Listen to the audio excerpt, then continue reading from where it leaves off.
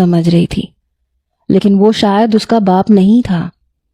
بہرحال بہتے آنسوؤں کے ساتھ میں نے یہ نکاح کیا، لیکن اس کے بعد حمزہ نے نہ تو میرے ہاتھ باندھے اور نہ ہی میرے کمرے میں کوئی آیا، لیکن وہ ایک اندیکھی زنجیر مجھے پہنا چکا تھا۔ اسے اب مجھے باندھنے کی ضرورت ہی نہیں رہی تھی۔ میں کمرے میں بیٹھی رو رہی تھی۔ رات ہو چکی تھی جب وہ میرے کمرے میں ہاتھ میں پیزا کا باکس لیے داخل ہوا۔ اس نے وہ میرے سامنے رکھ دیا۔ میں نے اپنے آنسو صاف کیے، بڑی نفرت سے اسے دیکھا۔ کہنے لگا یہ کھا لو۔ میں نے وہ باکس پیچھے ہٹا دیا۔ میں نے کہا مجھے کچھ نہیں کھانا۔ میری بات سن کے وہ میرے سامنے بیٹھ گیا۔ کہنے لگا اگر یہ تم نہیں کھاؤ گی تو مجبوراً مجھے تمہیں یہ کھلانا پڑے گا۔ یہ سن کے میں بری طرح سے گھبرائی تھی۔ میں بیڈ کے کراؤن سے جا لگی۔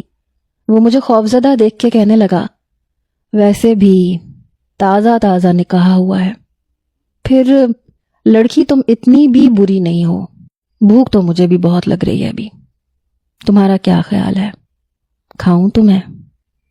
میرے چہرے کے قریب اپنا چہرہ لا کے میرے چہرے کو بڑی غور سے دیکھنے لگا۔